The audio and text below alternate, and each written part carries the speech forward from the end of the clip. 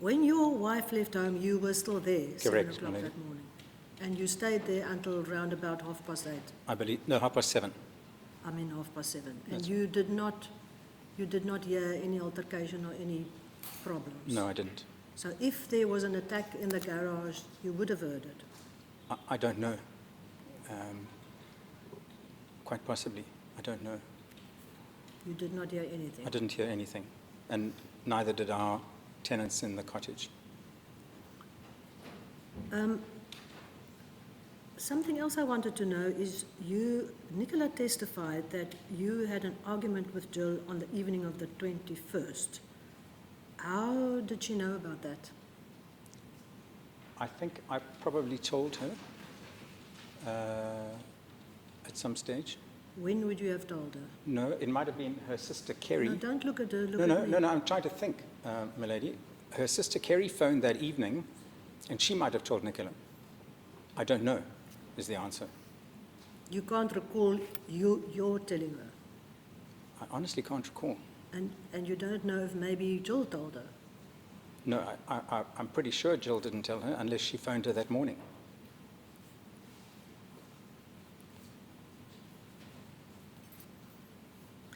Something else that I find strange is that you were looking for your wife, you thought she was missing, there were some issues between the two of us, you were frazzled from searching for your wife, but then you go to the office and you want to speak to somebody, or before you went even, you spoke to your friend there, you called him aside, you didn't want him to tell other people, you didn't tell the other people at the office that your wife was missing and that please could you spend the rest of the day looking for her?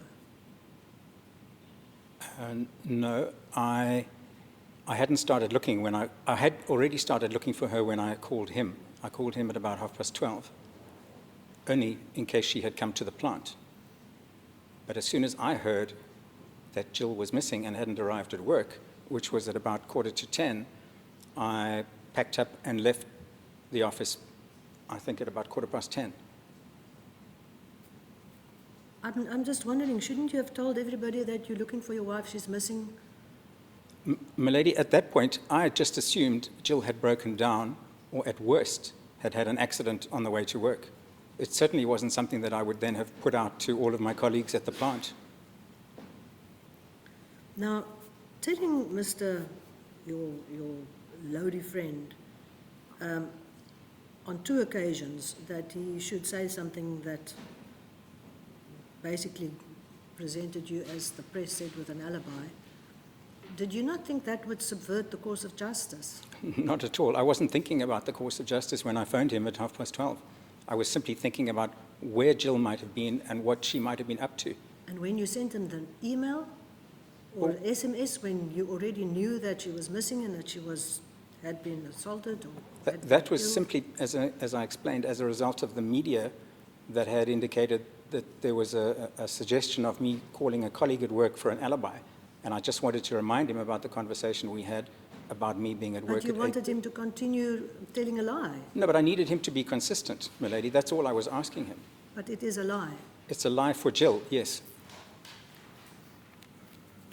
Did you see pictures of yourself in the press or on videos or on Facebook or on... Did I? Yes, I did. Yes.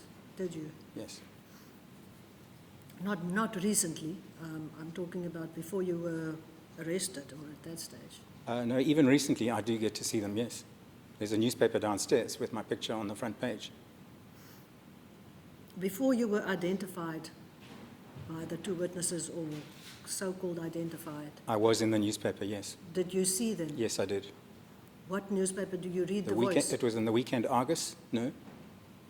There was a picture of the family in the Weekend Argus on the Saturday, the 24th. Then there was the statement that you made to the police that was Jay. When was it signed? When was it prepared and when was it signed? On the morning of the 23rd, and it was signed at about midday. So you made the statement on the 22nd? No, on the 23rd. On the 23rd? Yes. It was signed on the same day? Correct.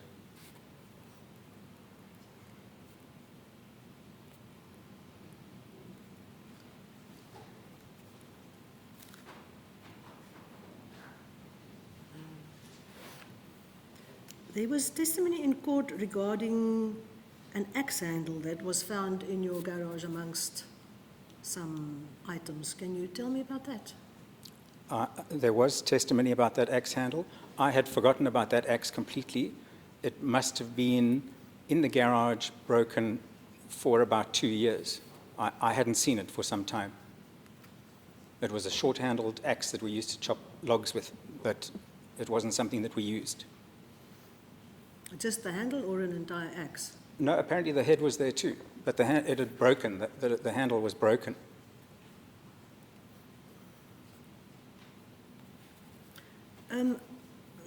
I will call her Madam X, who testified.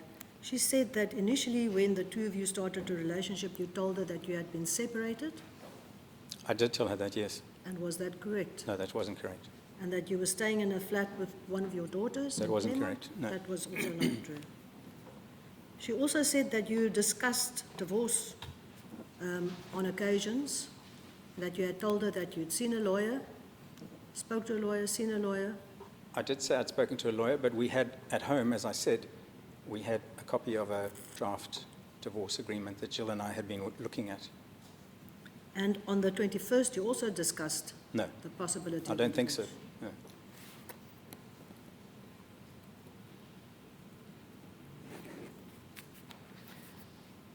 There was testimony in court to the effect that when you sent her an SMS one morning at 2 a.m., that you say you cannot recall, that you said to her, this madness will soon be over and we will together. And then we will be together. Is that how you felt about the situation? I was confused, milady. I think at that point in time, I felt that literally my heart had been torn out of my soul. I had lost my wife. I couldn't understand what had happened. And Miss X had been with me through that process. She knew what was going on at home. She understood the counseling process that we were working on. She herself unselfishly had said to me that her advice would be to give the counseling a full go to see how it turned out. So, that's the way it was. How do you give counseling a full go if you see her at lunchtime and go for counseling at 5? It was for a cup of coffee because she wanted to know how things were going.